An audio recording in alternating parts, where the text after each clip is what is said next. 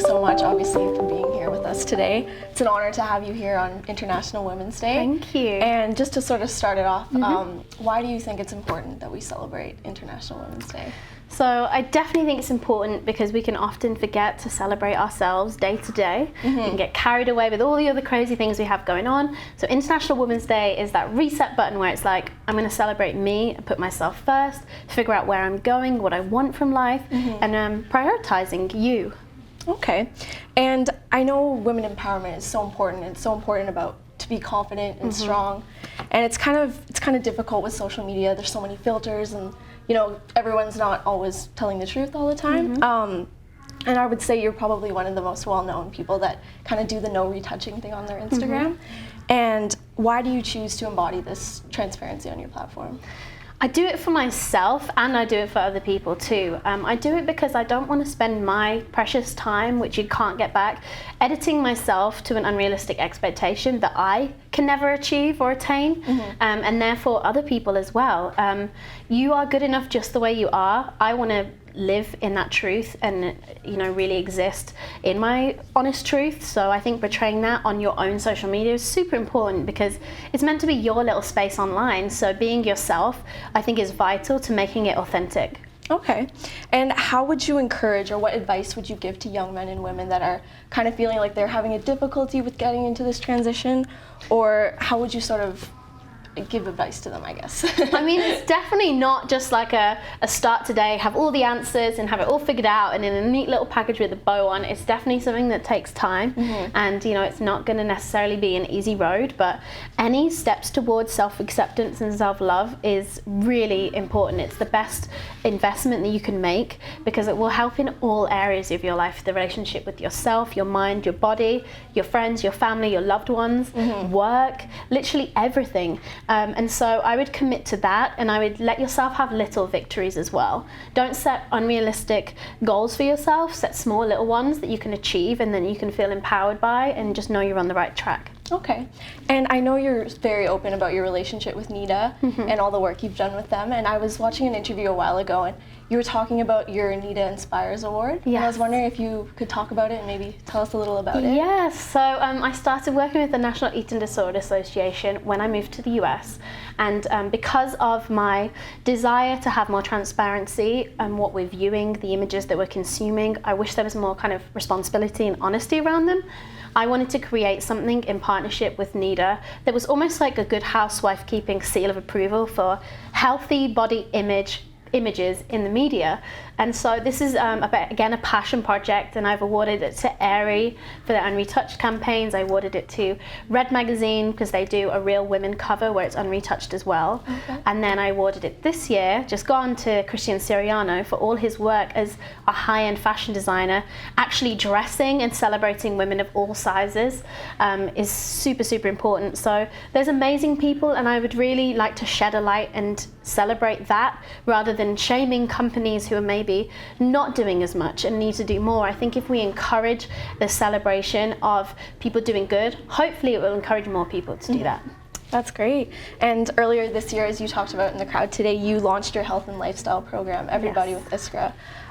Could you tell us a little bit about that, like what it means to you, sort of how you got inspired by it? Yes, for sure. I saw a huge gap in the health and fitness industry where we weren't talking about holistic health, as in mental health, and also all of the things associated around how our viewership of ourselves affects the relationships we have. Because for me, health, it involves every relationship we have, the one with food, exercise, our minds, our people around us. And so I wanted to create a program that encompassed the whole thing. And so there's not just workouts, there's meditations, there's sleep activities, there's interviews with other women talking about puberty, periods, sex, relationships, work, everything, because for me that is really what health is all about. And so I just wanted to create that space where women could come and access those tools in a very welcoming, inclusive way that wasn't about dramatic before and after pictures. I wasn't going to require them to look a certain way or be a certain size or tell them that they needed to change. It's just like, hey, here's a really loving, supportive community of where you are now. If you want to try more, more activities, if you want to try new things with your body, new ways to look after yourself, here it is. Like, let's do this together. That's amazing. Wow. And what inspired you to launch this project?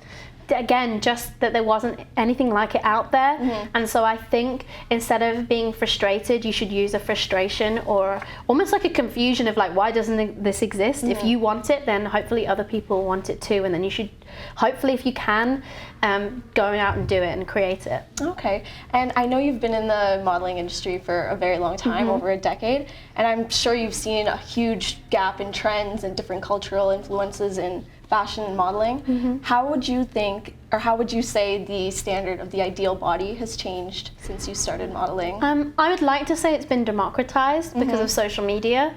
I would like to say that hopefully we have more access to different body types and different men and women that we can see online, and therefore we're able to formulate a different opinion on what we view as beautiful.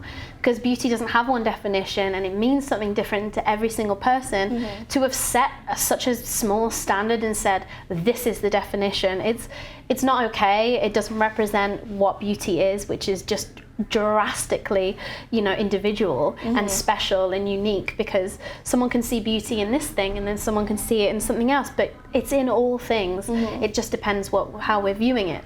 And so it's definitely shifted. There's still a lot of culture through Hollywood and again social media of what the most followed accounts are and what's in the press all the time, and we're still bombarded with images of what we're told we are meant to find beautiful, and it's up to us to educate ourselves, broaden our horizons, and find different things to look at and appreciate beauty in different ways, and then therefore we viewed and formulate our own opinion, which is going to be different to yours. Like me and you, it is going to be different as long as we go out and we find that.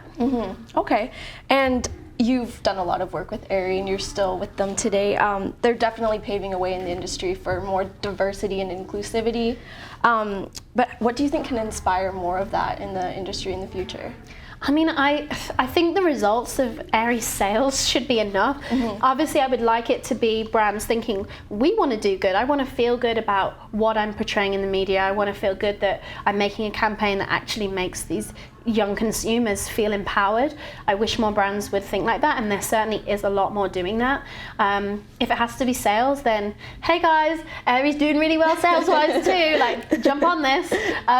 But it should be the motivation. Unfortunately, I guess there's a lot of privilege at a very, very high end of these larger corporations where the CEOs are maybe not as in touch with their consumer, so they don't realize the impact that decisions regarding campaigns, regarding sizing, regarding all these things will have on young people and all generations actually. I shouldn't exclude anyone because we're all affected. I remember the first time my mom saw one of the L'Oreal campaigns where it had, Helen Mirren, and you could see her skin texture, and she was just happy, like, wow, a face cream that isn't marketed to me, a 51-year-old, by a 13-year-old. It's just little things like that. She was genuinely overjoyed. And just seeing that is really special and lovely, and I wish more companies would want to do that. So I guess it's down to the consumer for vocalizing what they're loving. I don't like shaming, I'd rather people not, but we also vote with our dollar,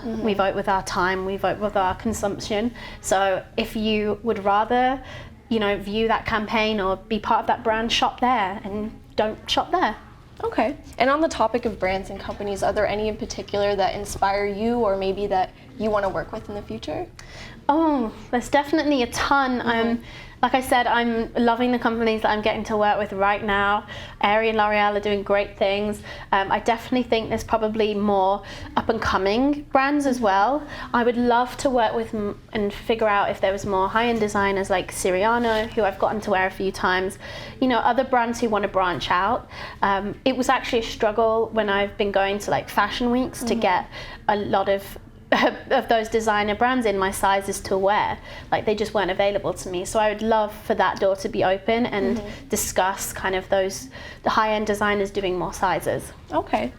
And you've spoken obviously at so many events, you've launched your own program, and you've inspired so many women all over the world. Thank you. What is next for you this year and the coming months? So, like I mentioned earlier, I'm very excited because one of my passions was to get more into creating video content and you know, it's starting off with web, but who knows, maybe one day linear TV. But I'm written and like produced and created my own show, which I'm going to be filming, developing, and then hosting. So those sorts of things are really exciting for me, because again, it's content that I'm passionate about putting out there, because hopefully it's going to be impactful and positive, maybe create a positive movement.